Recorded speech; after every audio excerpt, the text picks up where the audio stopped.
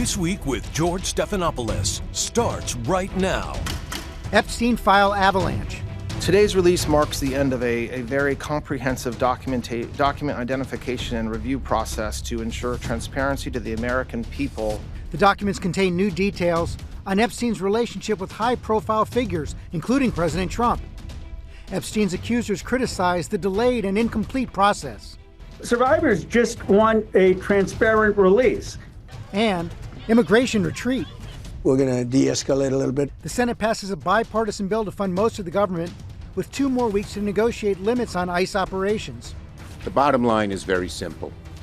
The American people are crying out for change. We cannot live in a country this way, where you get to pick and choose the laws you don't like. As the Justice Department launches a civil rights probe into the shooting of Alex Preddy. We're looking at everything that would shed light on what happened that day. And journalists Don Lemon and Georgia Fort charged in connection with an anti-ICE protest in a Minnesota church. This morning, all the fallout with our headliners. Deputy Attorney General Todd Blanche, House Democratic Leader Hakeem Jeffries, plus political analysis from our Powerhouse Roundtable. From ABC News, it's This Week. Here now, George Stephanopoulos. Good morning and welcome to This Week. The Jeffrey Epstein case has bedeviled President Trump's second term, leading to a rare break with Republican members of Congress and demand for full disclosure of the Epstein files. The Department of Justice took its biggest step yet toward complying with those demands on Friday, releasing 3 million pages of material. But Epstein's victims and key members of Congress say the government has not gone far enough. Deputy Attorney General Todd Blanche will address that and more after this report from Chief Justice Correspondent Pierre Thomas. The millions of pages of documents being released from the so-called Epstein files, revealing that the system failed the victims and survivors of Jeffrey Epstein at every turn during his reign of terror. It is just this incredible, deep, visceral level of frustration and disappointment and sadness and grief. One new document seen for the first time is the original memo from a DOJ lawyer in the U.S. Attorney's Office in Miami in 2007, making the case that Jeffrey Epstein should be charged with at least 60 counts of felonies tied to the molestation and trafficking of underage girls and young women. It's clear from the memo that federal authorities were aware of the scale and the depravity involved. According to the prosecution memo, Epstein arranged for massage appointments for girls and women ranging in age from 14 to 23, with victims receiving a finder's fee of $200 if they recruited other girls. The memo states that Epstein represented, quote, a continued danger to the community based on his continued enticement of underage girls. But at that time, Epstein was not federally indicted. Instead, he was granted what critics call a sweetheart deal in exchange for pleading guilty to 2 state charges. He served only 13 months of an 18-month sentence in a county jail in Palm Beach, allowed to leave daily to go to his office. Epstein's partner in crime, associate, and sometimes lover, Ghislaine Maxwell, was a key accomplice in many of his sordid acts against women and girls, sometimes participating, prosecutors say. In 2021, she was convicted of child sex trafficking and other crimes. The newly released files include deposition video of Maxwell denying knowledge of Epstein's solicitation of minors. How many teenagers did he have that were professional masseuses that worked in his home? Check the Foreman Foundation. How many? First of all, I'm not aware of teenagers who worked in his home. After he was released from prison in 2009, Epstein was back to his jet-setting lifestyle and made it a point to cozy up to some of the richest and most powerful people on the planet, like former Prince Andrew, Woody Allen, Bill Gates. All the men have denied any wrongdoing and any knowledge of Epstein's molestation and illegal activities. But with the release of the documents on Friday, a number of prominent men find themselves having to explain the exact nature of their relationship with Epstein. One of the newly released files described Trump Commerce Secretary Howard Lutnick allegedly trying to arrange a meal with Epstein at his private island in 2012, writing, "Does Sunday evening sound good?" A few days later, Epstein's assistant sent Lutnick this message: "Jeffrey wished me to pass along the below to you. Nice seeing you."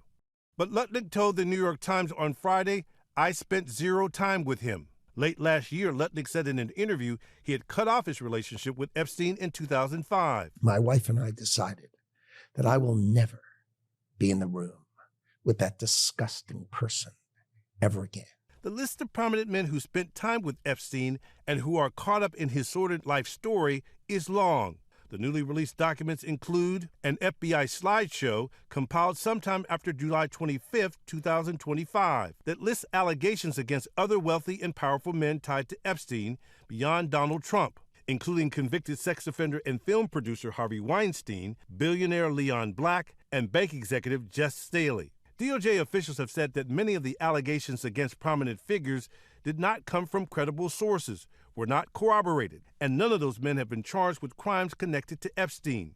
Black's attorney telling ABC News there's absolutely no truth to any of the allegations. ABC News has not heard back from an attorney who has represented Staley. But therein lies the conundrum. The victims and many in public don't trust the Justice Department and don't believe everyone has been held accountable. I have absolutely no faith in this justice system. And some members of Congress remain skeptical that everything has been uncovered. I can't say whether they're acting in good faith until I see the documents. For This Week, Pierre Thomas, ABC News, Washington. Thanks, Pierre Thomas, for that. We're joined now by the Deputy Attorney General Todd Blanche. Mr. Blanche, thank you for joining us this morning. As you know, your release on Friday has already received a response from the victims, from Jeffrey Epstein's victims. I want to show the statement right now. It says, survivors are having their names and identifying information exposed while the men who abuse us remain hidden and protected. This is outrageous. The Justice Department cannot claim it is finishing releasing files until every legally required document is released and every abuser and enabler is fully exposed. Will there be more releases? I mean, look, first of all, we took great pains, as I explained on Friday, to make sure that we protected victims. We are talking about a review of 3.5 million pieces of paper that were released on Friday. Every time we hear from a victim or their lawyer that they believe that their name was not properly redacted, we immediately rectify that. And the numbers we're talking about, just so the American people understand, we're talking about 0.001% of all the materials. And we knew this. I said this on Friday, that of course the nature of this type of review was so the volume of materials that were reviewed, that there would be times when this happened. And so we're working hard to make sure that we fix that, and I expect that will continue. Will more documents be released? We have released, there are a small number of documents, as I said on Friday, that we're waiting for a judge to say we're allowed to release because of a protective order. But this review is over. I mean, we reviewed over 6 million pieces of paper, thousands of videos, tens of thousands of images, and which is what the statute required us to do. You know, it's interesting. Leadership on the Hill, Congressman Massey, Senator Schumer are quick to complain. There is no way they have spent any time looking at the materials we produce, because I know the materials we produce. We produced them on Friday. By Saturday, they're already complaining about what we did. And by the way, apparently Massey and others wrote a letter to come and review unredacted materials. I didn't get that letter yet. They leaked it to the press before they actually sent it to me. But yeah, that's absolutely, totally fine. We have nothing to hide. We have nothing to hide. We never did. And our doors are open if they want to come and review any of the materials that we produced. That was going to be my next question, so thank you for answering it. I do want to move on right now. We have some video right now showing Leon Ramos, that 5-year-old boy who was detained by ICE in Minnesota, being released today. He's on his way back home to Minnesota after a judge ordered him released, and it was a pretty blistering order from the judge, Fred Byery, down in the U.S. District Court judge down in Texas. He showed a photo of Liam, included some biblical passages saying Jesus wept, and then went on to say, civics lesson to the government. Administrative warrants issued by the executive branch to itself do not pass probable cause muster. This is called the fox guarding the hen house. The Constitution requires an independent judicial officer. What's your response? Well, look, that's an active litigation, so I'm limited, but I will say this. The immigration law, the body of immigration law, is much different than our typical criminal process because of the administrative nature of what we do every day. And so to the extent that we need to appeal that judge's decision, I promise we will. But you see thousands and thousands of administrative actions happening every single day in this country, and you just highlighted a single one and not the thousands and thousands of others that happen. And so this is what we're doing is tough. What we're doing is difficult. I mean, we're talking about a situation where millions and millions and millions of undocumented illegal aliens have flooded our country, and we are trying to find them basically one by one. And so, I don't have a comment specifically on what that judge said yesterday, but generally speaking, we are complying with the law every single day. They are being released across the country as well by judges, and the president said he was going to prioritize those who had criminal records, but about 70%, at least, of those who have been detained don't have criminal records. Well, just hang on. The fact that they're here illegally is a crime. And so when you say they don't have criminal records, they are, by their presence being here without status, having come into this country illegally or overstayed illegally, that is a crime. And so we have to be careful. And you're right, there is a schism in the law right now about whether an illegal alien can be held pending their proceeding or whether they need to be released on bail. We very strongly believe that they should be held, and there's a bunch of appellate cases. So that's another example of something where a number of district court judges have reached a conclusion that we very much believe is contrary to law, and there will be an appellate court and ultimately probably the Supreme Court that will be asked to interpret that. So we should wait before we withhold judgment until the appellate courts have had their opportunity to weigh in. I should say, to clarify, the lawyer for Liam Ramos and his father say they were following the legal process for asylum. I mean, I don't know what that means. They were following legal process. So they applied for asylum. And yes, the judge disagreed with us. Excuse me? They applied for asylum and they were going through the legal process. Well, so that's not true. That is not true. There's a very meaningful dispute about whether they had properly applied for asylum. And again, I cannot get into the specifics of this litigation, but you can read the same briefs I can, and what you just said is not true. Okay, that's what his lawyer says. So I'm sure they'll have a response to that as well. I also want to ask you about the situation in Minnesota. Just this week, Don Lemon was arrested. The journalist Don Lemon was arrested along with another independent journalist. And this was despite the fact that a magistrate judge in an appeals court refused to approve the request. And the chief federal district judge, Patrick Schultz, wrote that there was no evidence that Mr. Lemon engaged in any criminal behavior or conspired to do so. So when do you believe that Mr. Lemon crossed the line from reporting on what was going on to criminal activity?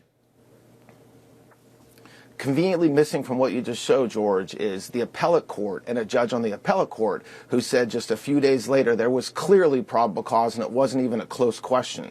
So, and by the way, a grand jury, which is what our system has set up to determine whether probable cause exists, concluded that there was probable cause. That indictment is now public. Everybody in this country can pull it up and read for themselves and see what the grand jury found that Mr. Lemon did. I am not going to comment on the charges specifically because it's not appropriate, but it's interesting that we talk about the First Amendment right. You have a right of freedom of religion, which is just as important as any other right that we have. And George, I don't know if you've watched the videos or read the indictment about what it's alleged that Mr. Lemon did, but if anybody in this country thinks that is, quote, independent journalism, I would like to have a conversation with you. Now, he's obviously has a very good lawyer. He can raise defenses in court to the extent he wants to, but nobody in this country should feel comfortable storming into a church while it's ongoing and disrupting that church service and thinking that we're just going to stand by and let that happen, because there is a statute that does not allow that to happen. It doesn't matter if you happen to be a former CNN journalist. It doesn't matter if you're a rioter. It doesn't matter if you think you're peacefully protesting. You are not allowed to do that.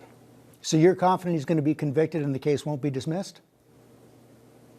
I am not going to speak to conviction. That would be completely inappropriate. He was indicted by a grand jury in Minneapolis, and he'll have his day in court like everybody else. During your confirmation hearings, you made a strong statement against partisan political investigations and prosecutions. I want to show it for our audience. Partisan lawfare in our justice system wastes taxpayer money, makes communities less safe, and ruins lives. This should never happen in America. I've got your commitment. There will not even be a whiff of an investigation that appears to have a political motivation to it. I commit to that. Since then, as you know, a number of targets of President Trump who've been publicly targeted by President Trump have been prosecuted or investigated. I want to show that right now. It includes the former FBI Director James Comey, New York Attorney General Letitia James, the Fed Chair Jerome Powell, Senators Adam Schiff, Mark Kelly, and Alyssa Slotkin, Governor Tim Walz, and Mayor Jacob Frey. So how do we respond to those who say you've broken your commitment?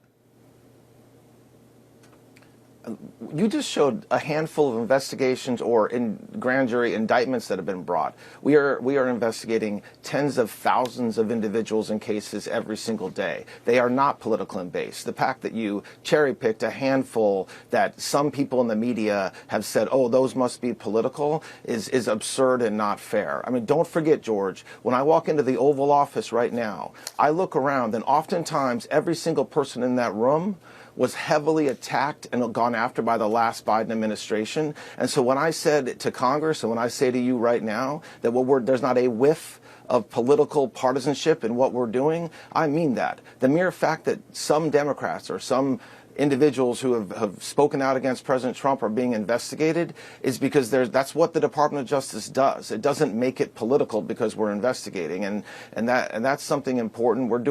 We have brought down crime. We're making America safe again. We're working hard every day, and those handful of investigations or cases you just show don't change that. Those indictments of James Comey and Letitia James came after the president explicitly said they're guilty as hell and justice must be served. Right now, they came after career attorneys refused to bring the indictments, and both cases have been dismissed. I mean, I don't know what it means to say to come after people. I mean, listen, if you're a prosecutor in the Department of Justice, you are expected to effectuate this administration's priorities. Like every single prosecutor in every administration, there are some prosecutors within the department who have chosen to leave. They don't want to do that. That is their right. That is fine. But if you're going to work in this department, you are going to execute on the president's priorities, and that's what we do. And yes, there are cases that have been dismissed by judges. They're under appeal. That's what happens in our system, and that doesn't make the case is wrong or right. It just means that they've been dismissed and they're under appeal. Well, you just actually made my point right there. You said it's the president's priorities. The president calls for them publicly to be prosecuted, says they're guilty as hell, and then they're prosecuted. No, that's not the president's priorities. That's a truth that he sent out. The president's priorities are executing on making America safe again. And that's what we're doing. And so when we go to prosecutors and we say, you are going to do violent crime, you are going to do fraud cases out of Minnesota because that's a horrible thing that's happening there. If individual prosecutors say, no, I don't want to do that, they need to leave, and they do leave. And that's what I meant when I said that. I'm not saying that we, under no circumstances, do we turn to a prosecutor and say, you need to go after somebody because they are politically one way or another. We have never done that, and we won't do that. But the president said it. The president is the one who said they're guilty as hell and justice must be served. You're reading a small part of a truth. The truth said a lot of other things too, and many other truths have said the thing. What the president has said publicly, and what he says to me, and what he says to the Attorney General, and what he says to the American people, is he expects investigations to be fair, he expects investigations to be done right, but he also doesn't expect that we investigate. He expects that we do the right thing and that we root out the corruption. I mean, we had an incredibly corrupt Department of Justice when we came into power last year. There can be no dispute about that. There can be no dispute that the Garland Department of Justice did not do the right thing in many cases. And so to now be judged a year later because of a truth the president said is not appropriate, we can look at our body of work and the work that we're doing as a department every day, and I know that we're making this country safer again. We are bringing integrity back to the department, notwithstanding what those in the media say differently, and we're going to continue to do that. I want to ask you about a report breaking in the Wall Street Journal overnight. I want to show the headline right now. It's the headline saying the spy sheik bought secret stake in Trump company, $500 million investment for 49% of world liberty came months before UAE won access to tightly guarded American AI chips. It's referring to the National Security Advisor to the UAE, Sheikh Tahnoon, and he made this investment just before President Trump was inaugurated. The article goes on to say the deal marks something unprecedented in American politics, a foreign government official taking a major ownership stake in an incoming U.S. president's company. This is the company of President Trump's family. Eric Trump is the president of the company. President Trump is listed as the founder emeritus, though he's not running it directly right now. How do you respond to those who say this is a serious conflict of interest?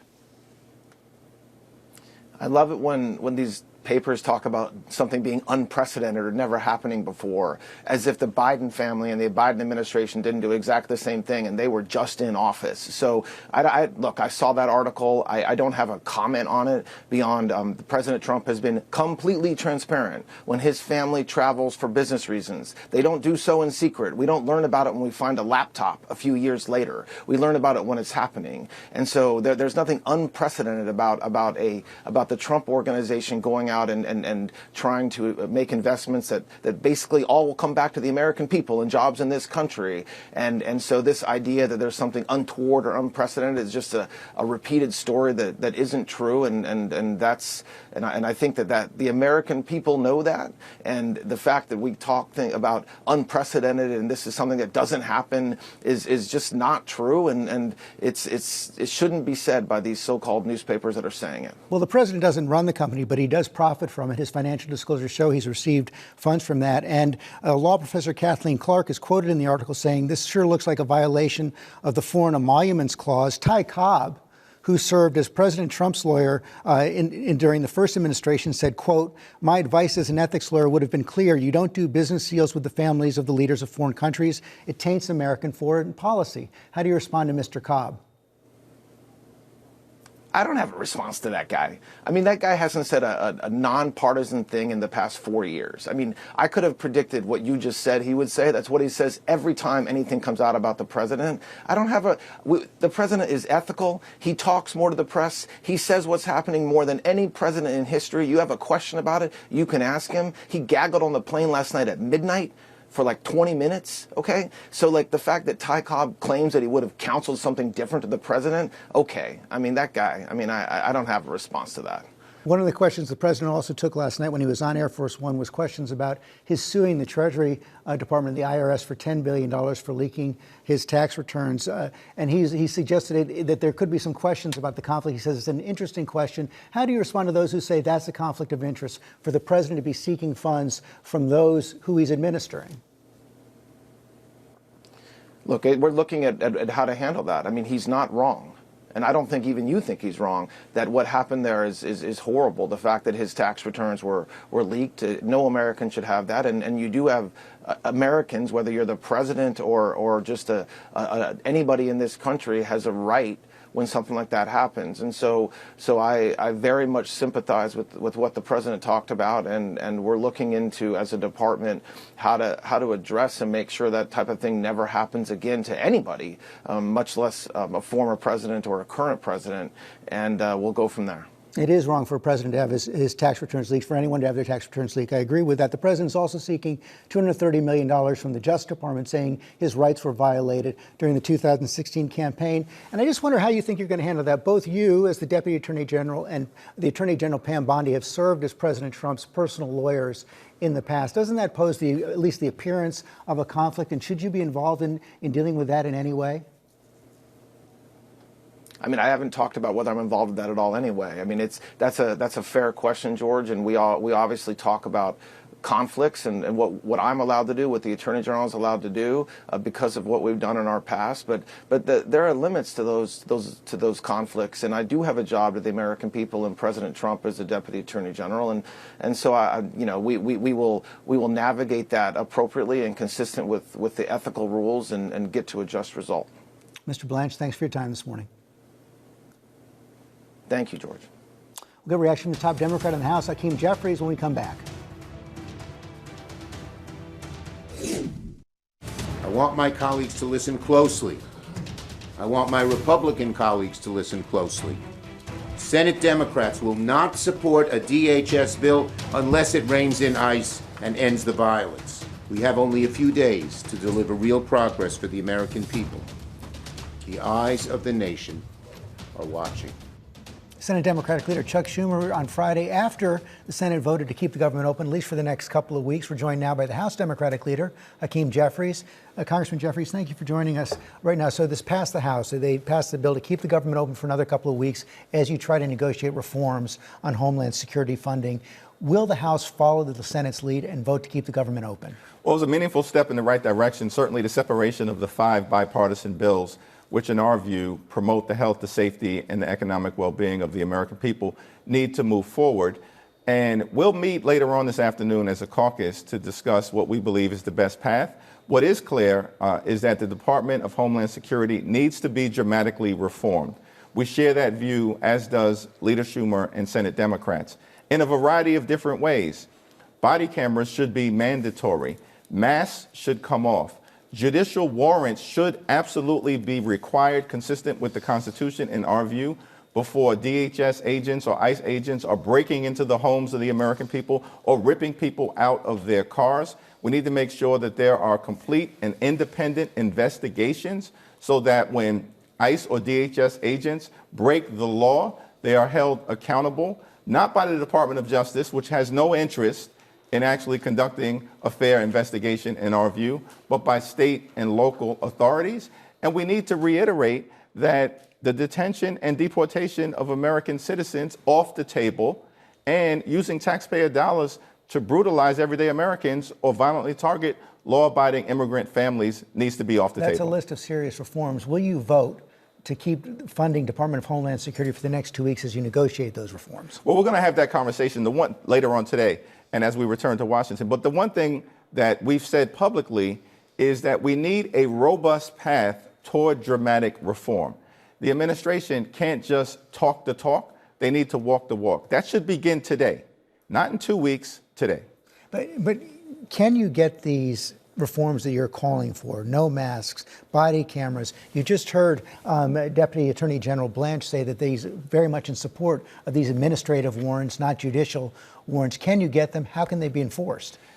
The administrative warrants, in our view, aren't worth the paper they are written on. This is an extreme administration unleashing brutality on the American people using taxpayer dollars. So we absolutely, as a condition of moving forward, in my view, I think this is a broadly held perspective shared by Democrats in the House and the Senate, need judicial warrants. More importantly, George, it's a perspective held by the American people, and we're standing on their side. Even if you get the agreement, with Republicans in the Congress, can you trust the administration to actually enforce the changes? This is one of the, well, you're absolutely correct that this is an untrustworthy administration. They've been lawless from the very beginning. It's one of the reasons why we need to actually build these strict requirements in terms of behavior into the law so that the courts can hold them accountable and the American people, through their representatives at the state and local level, can hold these individuals accountable.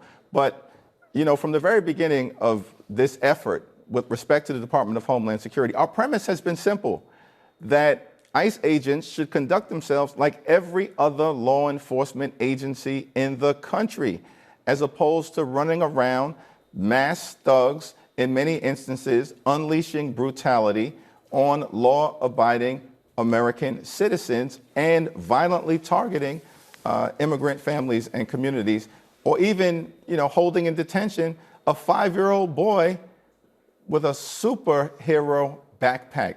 That's not the type of violent felon that the administration promised they were going to target, and the American people are rejecting it, and we're going to stand on their side. Let me turn to the Epstein files. You heard Deputy Attorney General Blanche say this is over. They've released everything. Just about everything they're going to release. They're going to allow members of Congress to look at these unredacted files as well. So is it over? It's not over, and it will not be over until there is full and complete transparency as demanded by the survivors, so that there can be full and complete accountability. This is a basic premise here in the country, and there are more than 3 million documents that are being withheld by the Department of Injustice. And so the question that has to be asked, that the American people are asking, is what are they hiding from the American people, and who are they protecting? This was a law that was passed by bipartisan majorities in the House and in the Senate, reluctantly on the Republican side, but we brought them over into a more enlightened position. And it was even signed by Donald Trump as president. And so the demand is simple: comply with the law so that we can achieve the type of full transparency and visibility for the American people about all the wrongdoing that occurred, and ensure that there can be accountability so that something like this reign of terror never happens again. On the Epstein issue, as you know, the House Oversight Committee voted to hold President Clinton and Secretary of State Clinton in contempt. 9 Democrats voted for that resolution as well. It's probably going to come to the House floor this week. You've said you're against this contempt vote. Why are you against it? How are you going to advise other Democrats to vote? Well, we'll have a conversation about that when we return. I think our view is that, my view at least, is that the Clintons have engaged in good faith negotiations to try to arrive at an accommodation so that their testimony is offered with the Oversight Committee. And James Comer, the so-called chair of the Oversight Committee, he just needs to take yes for an answer, because it's clear that the Clintons are prepared to appear and to have recorded testimony so that there's a track record that everyone can subsequently evaluate. The notion that they're going to go after Secretary Clinton and Bill Clinton with criminal contempt, in other words, this is sort of a lock her up approach, seems completely inconsistent with the law if the goal is to actually try to get the information as opposed to create a political spectacle. Do you think it's possible that they can reach an agreement before the House votes on contempt? Yes, and I'm very hopeful that an agreement will be reached so that the testimony can be adduced and the chips will fall where they may. The Clintons are ready to testify. That's been made clear. The Republicans need to take yes for an answer. As you saw, I had several questions for Deputy Attorney General Blanche about conflicts of interest, including about this new report in the Wall Street Journal showing that the National Security Advisor to the UAE made an investment in the Trump family company just before the inauguration. As you know, there's been several actions taken with the UAE since then. He says there's no conflict. How do you respond? Of course there's a conflict. We have 3 issues of priority as House Democrats that we want to work on behalf of the American people. One, we have to drive down the high cost of living, of course, because America is too expensive. Donald Trump promised to lower costs on day one. Costs haven't gone down. They've gone up. Housing costs out of control, grocery costs out of control, utility bills, electricity bills totally out of control, healthcare costs, of course, childcare costs, all of it out of control. We need to deal with that. We need to fix our broken healthcare system, particularly in the midst of the assault that Republicans have launched. In their one big ugly bill, they enacted the largest cut to Medicaid in American history, ripping healthcare away from millions of people. And in that same bill, gave the Department of Homeland Security $191 billion, including $75 billion that went to ICE so that taxpayer dollars could be used to brutalize the American people. We also need to clean up corruption. Wherever it's found, in the Congress, at the Supreme Court, and certainly with the administration, I think the most corrupt administration in American history. Why is Donald Trump focused on enriching himself, his family, and his friends, as opposed to focused on driving down the high cost of living? Why is he focused on destroying half the White House, trying to extort $230 billion from the Department of Justice, or promoting his wife's documentary, as opposed to fixing our broken healthcare system? Why is he focused on brutalizing everyday Americans by unleashing these masked agents in American communities, as opposed to doing his job? Like, the American people, George, have had enough. The question is, when will Republicans have enough with this failed presidency? Mr. Jeffries, thanks for your time this morning. Thank you. Roundtable's up next. We're back in a moment. Based on the discussions I've had with the governor and the AG, we can start drawing down those resources as far as those looking for public safety threats being released, and do it in the jail with much less people. So the drawdown is going to happen. Will you be pulling back immigration enforcement agents out of Minnesota? We want to keep our country safe. We'll do whatever we can to keep our country safe. So not pulling back? No, not at all. Mixed signals from the administration this week on Minnesota. Let's talk about it on a roundtable. We're joined by former New Jersey Governor Chris Christie, former DNC Chair Donna Brazile, the former Communications Director of the RNC Doug Heye, and New York Times opinion political correspondent Michelle Cottle. And Chris, let me begin with you. It looked like at the beginning of this week, given what had been happening in Minnesota after the killing of Alex Preddy, the administration was going to pull back out of Minnesota. Every day that goes by, it appears that's not the case. No, look, I think what they're trying to do, which is kind of typical, is they're trying to manage the PR problem, not the actual problem.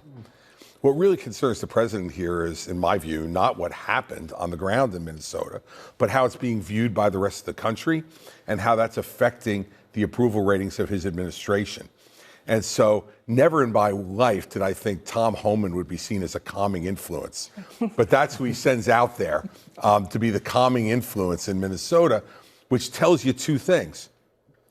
One, how out of control Bovino and that group had gotten, that Homan could actually be perceived that way.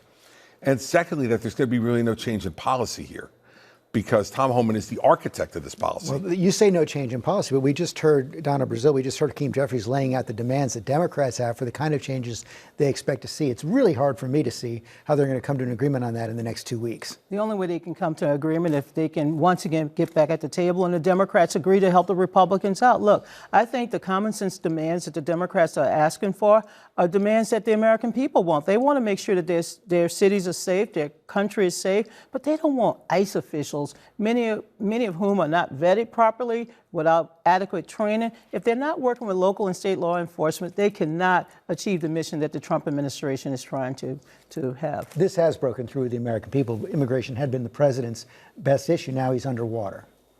People were not expecting this kind of response. I mean, this is a fight that the Democrats want to have in terms of getting some guardrails on ICE. It's one thing to talk about dealing with chaos. The American people don't like chaos. What they saw at the border during the Biden administration struck them as something that needed to be addressed. But what you're seeing in Minnesota now is mass chaos, and it has the potential to spread. I mean, the one thing that seems to have come out of this so far is that the Trump administration has dialed back their plans for an operation in Maine.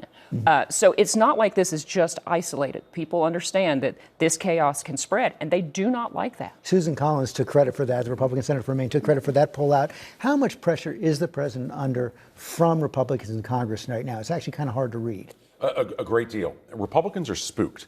I got an email from a very senior, a committee chair, Republican member of Congress on Monday who's very pro-Trump, who said, I don't know how to talk about this. What should I do? They don't know how to talk about this, and it's not what they want to talk about. And so when you deal with a president who is a chaos agent, Donald Trump's communications is blunt force trauma. He does not do subtlety. This has not been subtle.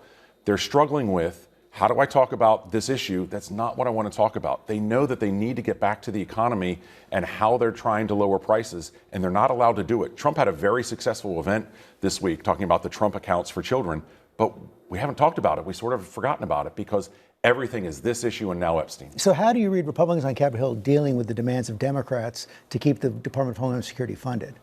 Look, the biggest problem is how do we keep the government open?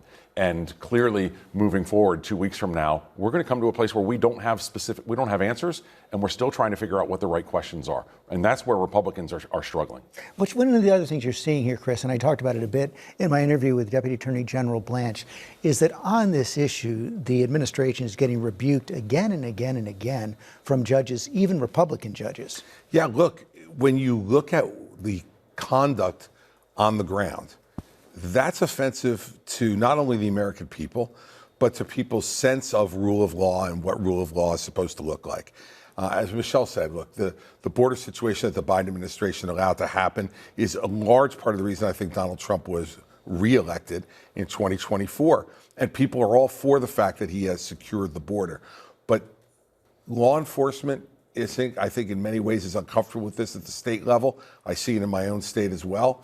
And now what you're seeing are judges are saying, no, this is not the way you conduct law enforcement activities. Not that the actions are not legitimate in terms of wanting to remove certain people from the country, but the way they're doing it is something that is repulsive to the American people. And Trump knows, one thing he can read is how people are reacting. And I think that's why you're seeing this. George, the number of American citizens who are being abducted, the number of American households that are being broken into by ICE officials, the number of Americans who are being stopped. Look, when I see a cop behind me, I've always had jitter, and I come from a family with law enforcement. But now when you see cops, you don't know what the hell's going to happen. You don't know what paper you need. You don't know if you can reach down, reach up. You don't know how to protect yourself. And I think many Americans are fearful of what is happening in this country right now. That's why you're seeing people take to the streets. They're taking to the streets, not because they're being paid. I don't know anybody paying anybody to go out in the cold.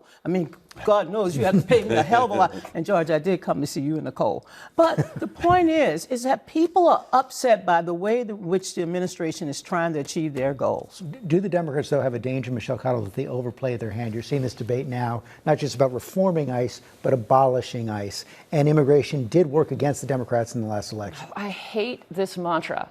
You have a mantra that has been proven to be politically toxic. Just tweak the mantra, even if you want massive overhaul of the ICE agency, which Americans do.